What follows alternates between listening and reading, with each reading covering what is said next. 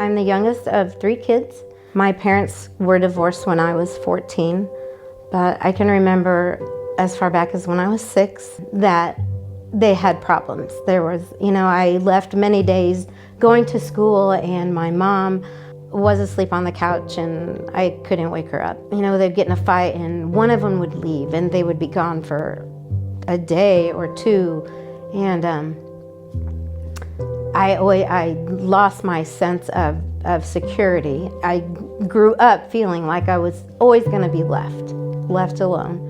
I made it through high school and I found a new group of people that I could have as my family, because really that's all I ever wanted, was to belong to a family, be loved, and feel secure. But I never had that. I just always felt really lonely. So, and this is part of my story too. I'll tell you about it later. When I was 18, I met a person that I thought I really loved, and I could tell he really loved me. And that's all I ever wanted, was to be loved and feel secure. And he was 11 years older, and so we kind of had different lives, but he loved me, and that's all I cared about. As time went on, our relationship was horrible. He was very abusive. He was very controlling, both mentally, emotionally, physically. And I knew that I had to get out. But before I did that, we had a child. Part of me was thinking maybe that would help. And that's that old adage, like, have a child, maybe it'll help your marriage. And when I got to that realization in my life, I thought back on my own life and I was like, that's probably what I was. I was that child that maybe was either going to make or break my parents' marriage, and that maybe is why my life transpired as it did. In any case, we had a child, and I loved her. It was the love that I had never felt. And she loved me, she needed me, and I needed her, of course. But I knew that I couldn't stay in that relationship. My daughter and I moved and went and lived with my mom. And we grew, and I got a job at a place called Builder Square, which is long gone. And I met my husband there, and I met him because he hired me. So it was quite convenient. But we got along great. We had fun at work, and he was like the polar opposite of what I was used to. We always did things backwards, obviously, in my life. My life was always backwards, so we had a baby before we were married. Before we had the other child, we did finally get married. I didn't really know that I wanted to marry him. I didn't know, because I was just so scared to get married because fear of losing again. But we ended up having 2 kids, 3 total with mine, and he loved her dearly, just as he loved his own kids. At that point in time, I finally had my family. That family that I had longed for so long. And I felt secure. As you know, time goes on and your kids grow. And the oldest one graduates from high school and you're like, what the heck? Where did this time go? And then the next one goes and you're like, what the heck? Where's time going? And then by the time you know it, you're empty. And gosh dang it, here I was again. I was alone. My husband, he worked every week out of town, and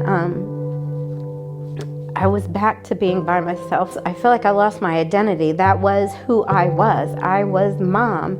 When you're a kid and you're by yourself, you just think, I'm lonely, and you go find other things to do. When you're an adult, it's like, here I go again.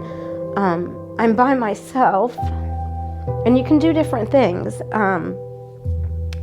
when you're alone and when you're an adult and when you're depressed. And that's when I decided I needed to search for something else. I had taken on a nice role of drinking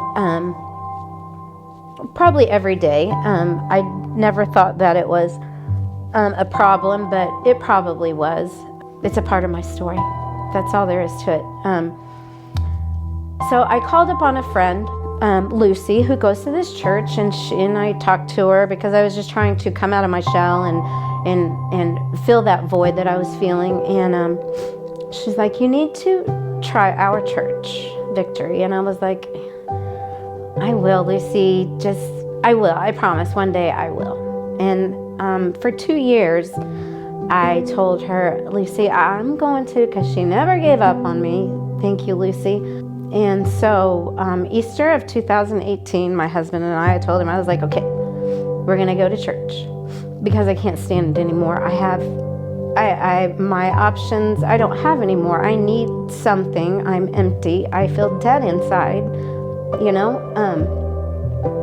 So we came here, and it was Easter, and it was the most beautiful, welcoming feeling that I've ever had. It never felt like this ever. I mean, you could feel the warmth and just, you know, I didn't know anybody, but they knew me, and it was amazing. So we came back the next Sunday, and the next Sunday, and the next Sunday, and long story short, we've not missed a Sunday since that day unless we're out of town, because this church has changed our lives. Finding God within this church has been a game changer and a life changer for me. When we started coming here, I knew that I needed to get involved. So anything that came up, I signed up for it because I didn't want to fall through the cracks. I felt the Holy Spirit here, and I wanted to be here, and I wanted to continue. So we signed up for small group, just the fellowship and the friendship, and thank gosh for all the prayers that we've all said for each other, and know that we can count on them to be there to pray with and to cry with and to laugh with. Started doing Bible study on Tuesday mornings because I had never really opened a Bible. I knew verses, but honestly I'd never really opened the Bible. I have tried on occasions to read a daily Bible and my head just goes so I thought Bible study would be good. And one day during Bible study we were done, and Pastor Rick was in there, and we were talking about baptism, and said, I would like to be baptized. And Rick goes, let's go. And I was like, right now? And he was like, yeah, and it's 10 o'clock on a Tuesday morning. And I was like, okay. And that's the day that I really, it was a beautiful day. After being baptized, I felt light, I felt forgiven, I felt strong, I felt protected. And that's what God does to you. God does for you. He is my Father. I wear a scarf almost every day. And that means I wear it to church because I just like scarves. But when I started coming to church every Sunday, I would cry. And I cried every Sunday for a year. I would just cry during the whole service singing because you're praising God. And at that time, I still wasn't where I am today. And obviously I have a long way to go, but I would cry and I got to the point where I was like, you know what? This is God cleansing me and helping me realize that He's real. And in any case, my scarf became my Kleenex for my eyes and, you know, for a quick nose swipe. So when you see my scarf, you'll know that it has a dual purpose. I hope that somebody can relate to my story, and that as this Easter season comes, that you will reach out to somebody who you think needs God, and maybe they'll come, maybe they won't. I used to only be a Christmas and Easter, as I like to call it, a C&E member of church. I did go to church on Christmas and Easter, but this time I stayed and I became a member, and it changed my life. So you never know If you pull somebody in and just invite them, that one day they'll be able to share their story and you'll be able to share yours, that you made a difference. So that's my story. So help me connect people back to God.